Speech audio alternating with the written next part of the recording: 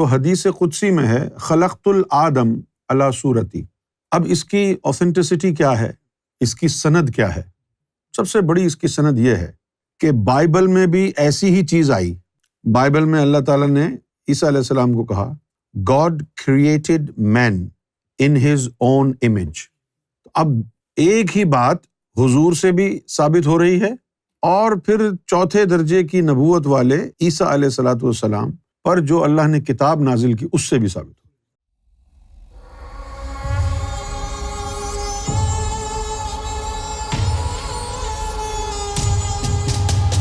اس آیت میں اللہ نے قرآن مجید میں دو طرح کی صورتوں کا ذکر کیا ہے۔ ایک تو آیت محکمات ہیں اور اس کے لیے کہا ہے کہ وہ ام الکتاب سے ہیں، پھر کہا ہے وَأُخْرَى متشابہات، اور دوسری جو آیتیں ہیں وہ شبیہات پر مبنی ہیں، تشبیہ پر۔ جیسے انگریزی زبان میں سملیز یوز کرتے ہیں، وہ سملیز کیا ہوتی ہیں؟ He is brave like a lion، یہ سملیز ہیں، اور she is clever like a fox، یعنی وہ لومڑی کی طرح چالاک ہے۔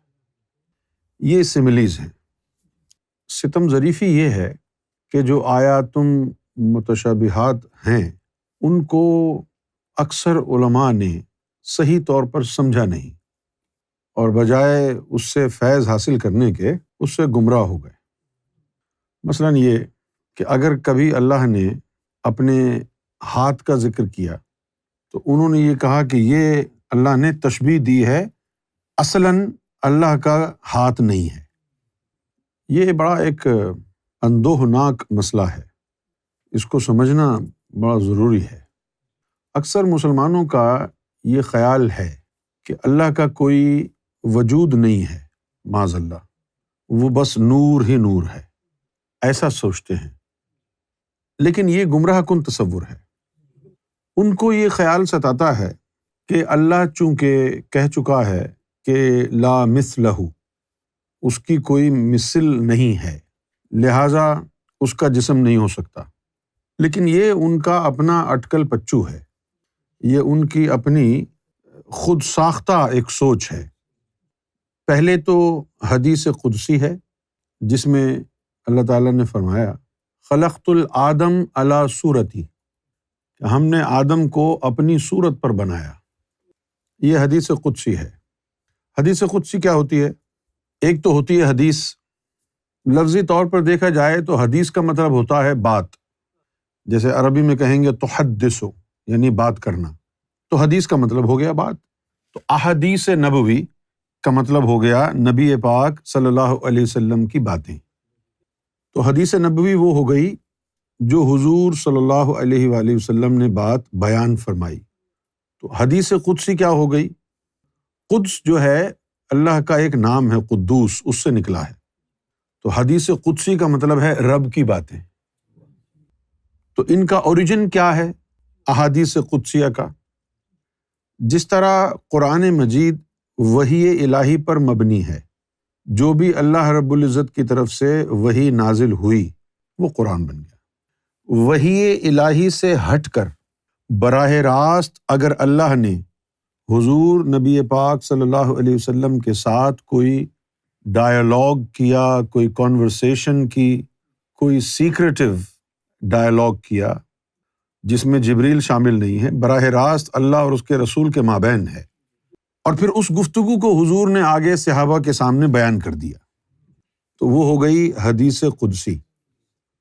تو حدیث قدسی میں ہے خلقت الآدم علی صورتی۔ اب اس کی اوتھینٹسٹی کیا ہے، اس کی سند کیا ہے؟ سب سے بڑی اس کی سند یہ ہے کہ بائبل میں بھی ایسی ہی چیز آئی، وہ بھی تو اللہ کا کلام ہے۔ بائبل میں اللہ تعالیٰ نے عیسیٰ علیہ السلام کو کہا God created man in his own image۔ اب ایک ہی بات حضور سے بھی ثابت ہو رہی ہے اور پھر چوتھے درجے کی نبوت والے عیسیٰ علیہ الصلوۃ والسلام پر جو اللہ نے کتاب نازل کی اس سے بھی ثابت ہو۔ لہٰذا اب ہمارے پاس کوئی چارہ نہیں ہے سوائے اس کے کہ اپنا دل ٹھوک لیں اس پر اور اس حقیقت کو مان لیں کہ اللہ نے آدم کو اپنی صورت پر بنایا۔ آدم تو موجود ہی نہیں تھا جو اس کی کوئی صورت ہوتی. لا موجود الا ہو، اللہ کے علاوہ کوئی موجود نہیں تھا. Nothing at all existed before God for except himself. لا موجود الا ہو. اب اللہ نے آدم کو بنایا، چونکہ اس کا تو وجود ہی نہیں تھا تو صورت کیا ہوتی، لہٰذا اس کو اپنی صورت مستعار دی، اپنی صورت پر اسے بنایا. اب اگر ہم یہ کہیں کہ بھئی جیسے پاکستان میں جو ایک چھوٹا سا شہر ہے پنجاب میں سیالکوٹ، اس کو کہتے ہیں پاکستان کا پیرس، اس طرح کی چیزیں ہیں موجود. جس طرح پاکستان میں ایک شہر ہے اس کا نام ہے ساہیوال، تو اس کو تشبیہ دیتے ہیں یہاں کے روچ ڈیل سے. پاکستان میں ایک شہر ہے فیصل آباد، اس کو پرانا نام تھا لائل پور، اس کو تشبیہ دیتے ہیں مینچسٹر سے. یعنی فیصل آباد کو کہیں گے اٹس اے پاکستانی مینچسٹر، اور روچ ڈیل کو کہیں گے ساہیوال. تو کوئی مماثلت اس میں ہوگی نا. اب اگر ہم یہ کہیں کہ یار ظاہر شاہ کا بیٹا بالکل اس کی طرح دکھتا ہے، تو مطلب کیا ہوگا اس کا کہ اس کے نئے نقش بالکل اپنے باپ پر گئے ہیں.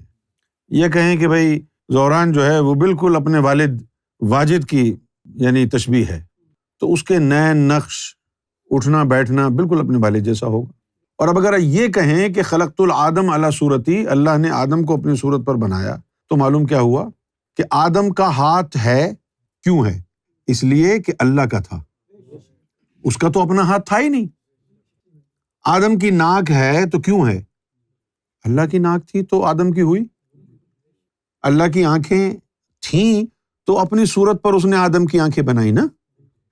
تو قرآن مجید میں جہاں اللہ تعالیٰ نے کہیں اپنے ہاتھ کا ذکر کیا ہے، کہیں اپنی پنڈلی کا ذکر کیا ہے، جسے سورہ قلم ہے. سورہ قلم میں آیا کہ یوم یکشف، کہ اس دن یکشف وہ ظاہر کرے گا، انکشاف کرے گا، برہنہ کرے گا، ان ساقن اپنی پنڈلی پر سے. بھی آپ نے کپڑے پہنے ہوتے ہیں، پنڈلی چھپی ہوئی ہوتی ہے نا، تو پھر آپ اگر اپنا پاجامہ یا شلوار یا جینز یا ٹراؤزر پتلون اوپر کی طرف کھینچیں اور کہیں کہ میں نے اپنی پنڈلی کو ننگا کر دیا ہے. اسی طرح یہاں لکھا ہوا ہے یوم یکشف عن ساقٍ، کہ اس روز اللہ اپنی پنڈلی کو برہنہ کر دے گا.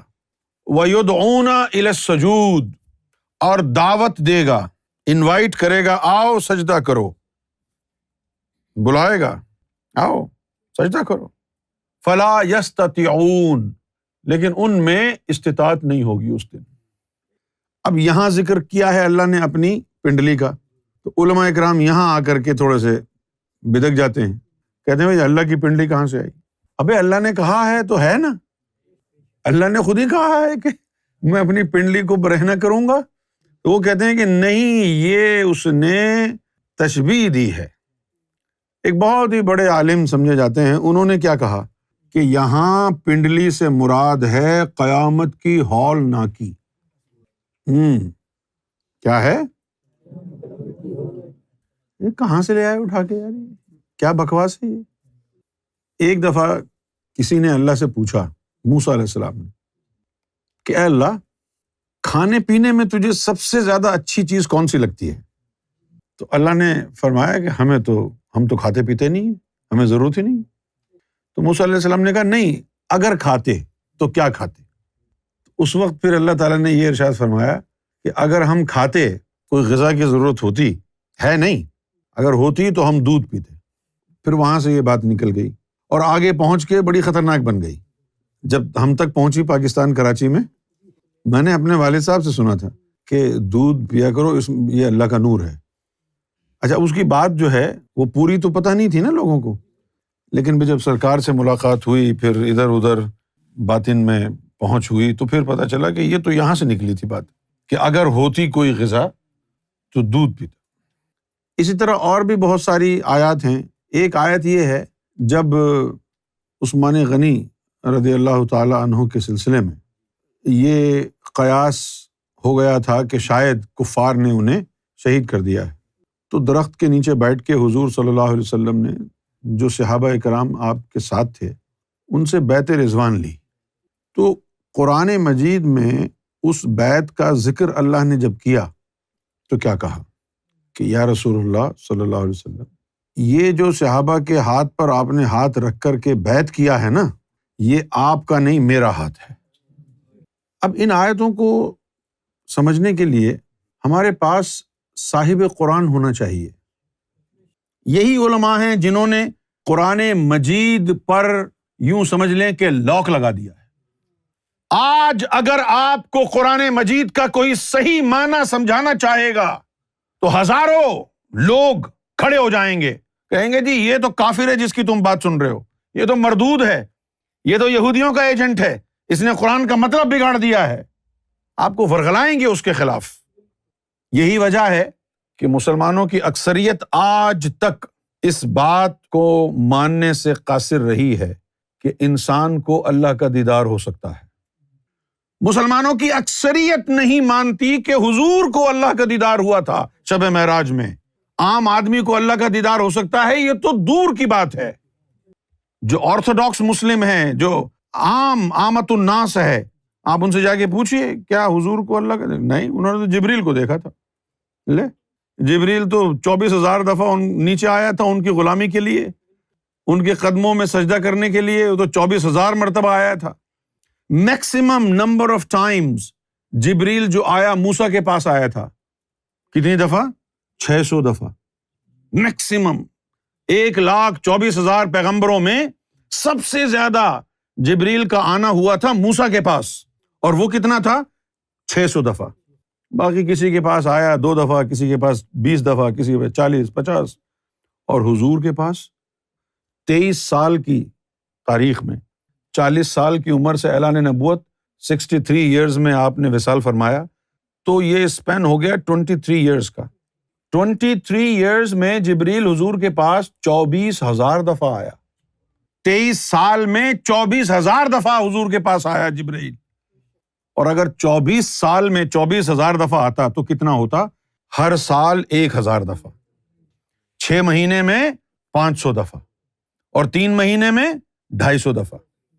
3 مہینے میں اگر 250 دفعہ آتا تو ہر مہینے 50 دفعہ۔ اب ہر مہینے 50 دفعہ آتا تو یوں سمجھ لو ہر روز 2 دفعے آتا، بکرتوں و اصیلا، صبح بھی آتا اور شام بھی آتا۔ جو 24,000 دفعہ حضور کی قدم بوسی کے لیے زمین پر آیا تھا، لعنت ہو تم علماء پر جو یہ کہتے ہو کہ حضور نے وہاں جا کے جبریل کا دیدار کیا، اور جبریل خود لینے آیا حضور کو شب معراج میں، اور پھر کہتے ہیں کہ وہاں جبریل کا دیدار ہوا۔ خدا کا خوف نہیں ہے ان کو۔ ارے جبریل تو نیچے آیا تھا، اور جبریل جب نیچے آیا تھا تو وہ میں چاہتا ہوں آپ سن لیں۔ اللہ نے جبریل کو کہا کہ اے جبریل تم جاؤ اور ہمارے حبیب کو ہمارا پیغام سناؤ اور لے آؤ انہیں، اور پھر کہا کہ وہ آرام کر رہے ہیں، میرا حبیب محو استراحت ہے، تو آواز مت دینا، ناگوار نہ گزرے انہیں، آواز دے کے نہ اٹھانا۔ تو جب جبریل آئے تو کیسے اٹھایا؟ ہائے ہائے، حضور ام ہانی کے گھر محو استراحت ہے، آسان اردو میں بول دیتا ہوں، کہہ دیتے ہیں سو رہے ہیں۔ جبریل آ گیا، اس نے اپنی آنکھوں کو حضور کے قدموں کے تلووں پر لگایا، آنکھوں سے ٹھنڈک جب حضور کے تلووں میں گئی تو آپ جو ہے بیدار ہو گئے۔ وہ غلام مصطفیٰ کا جو آ کے اپنی آنکھیں حضور کے تلووں کو لگا رہا ہے اور آواز نہیں دے رہا کہیں گستاخی نہ ہو جائے اس بارگاہ میں۔ کم بختو، تم کہہ رہے ہو کہ معراج میں حضور کو جبریل کا دیدار ہوا، جو حضور کی بارگاہ میں 24,000 دفعہ آ چکا تھا، اس کو دیکھنے کے لیے گئے۔ تو یہ تو اس بات کے قائل نہیں ہیں کہ حضور کو اللہ کا دیدار ہوا ہے۔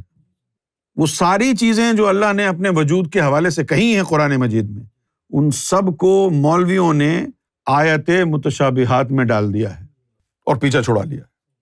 اور قرآن نے کیا کہا، یہ دیکھیے آیت متشابہات کے بارے میں اللہ تعالیٰ فرماتا ہے، سو وہ لوگ جن کے دلوں میں کجی ہے، اس میں سے صرف متشابہات کی پیروی کرتے ہیں، فتنہ پروری کی خواہش کے زیر اثر، اور اصل مراد کے بجائے من پسند معنی مراد لینے کی غرض سے، اور اس کی اصل مراد کو اللہ کے سوا کوئی نہیں جانتا، اور علم میں کامل پختگی رکھنے والے کہتے ہیں ہم اس پر ایمان لائے۔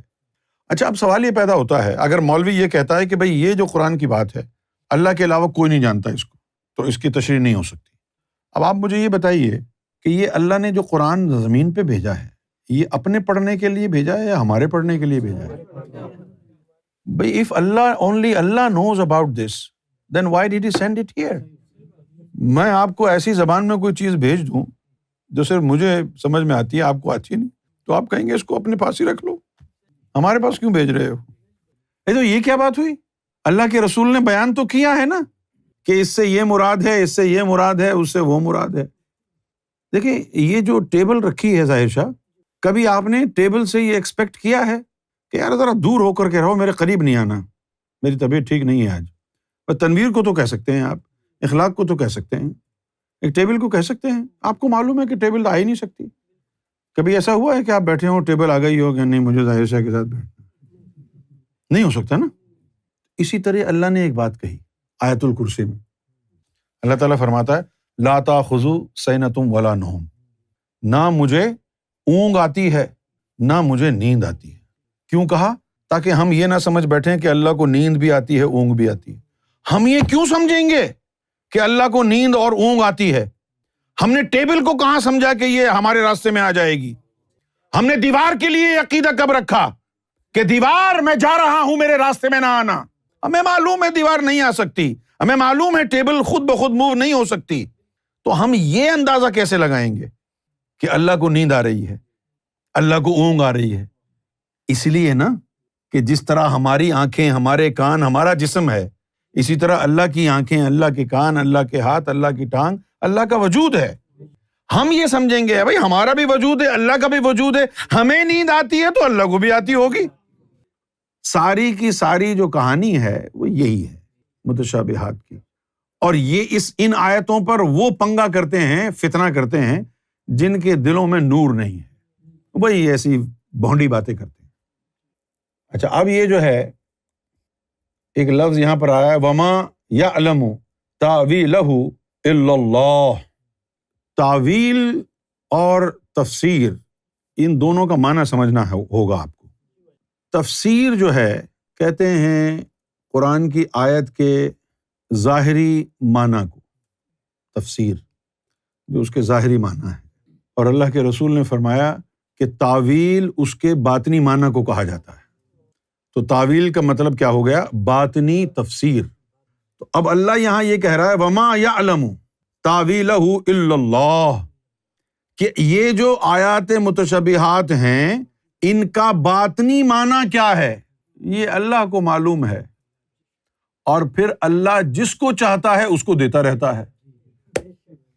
کبھی خواجہ کو دے دیا، کبھی داتا کو دے دیا، کبھی غوث اعظم کو دے دیا، کبھی لال شہباز قلندر کو دے دیا۔ یہ وہ ہستیاں ہیں کہ جن کے سینے منور ہیں، نبی پاک صلی اللہ علیہ وسلم کے سینے سے لگے اور سارا قرآن ادھر بھی آ گیا۔ یہ وہ ہستیاں ہیں جنہوں نے اللہ کا دیدار کیا۔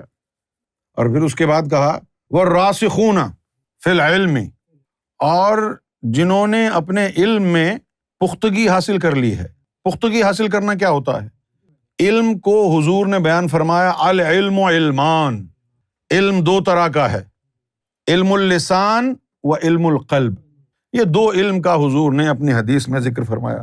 قال رسول اللہ صلی اللہ علیہ وسلم العلم علمان، علم فی القلب فذالک علم نافع، کہ ایک تو علم قلب کا ہے، فذالک علم نافع، اور وہ جو علم ہے وہ نفع بخش ہے، فائدہ ہوتا ہے اس علم سے۔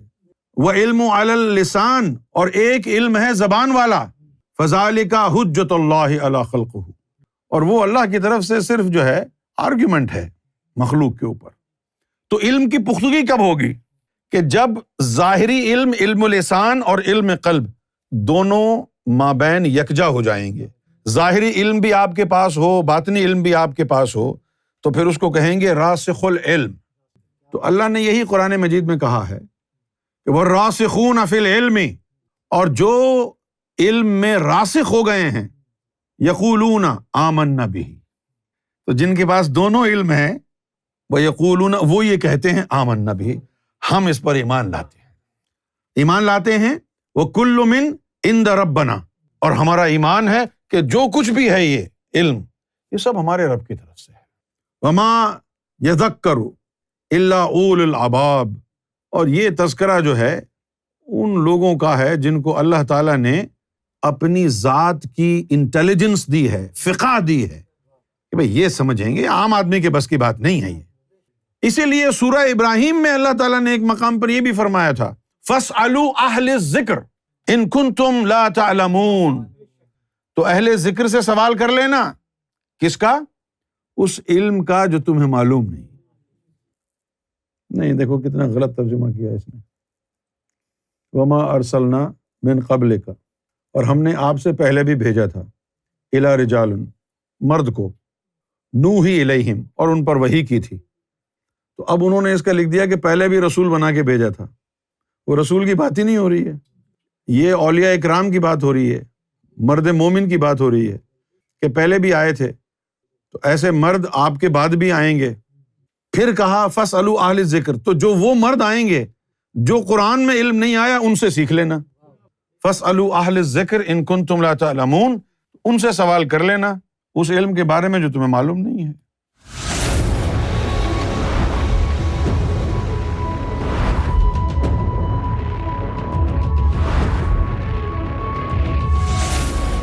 Amra TV, the place to connect with God.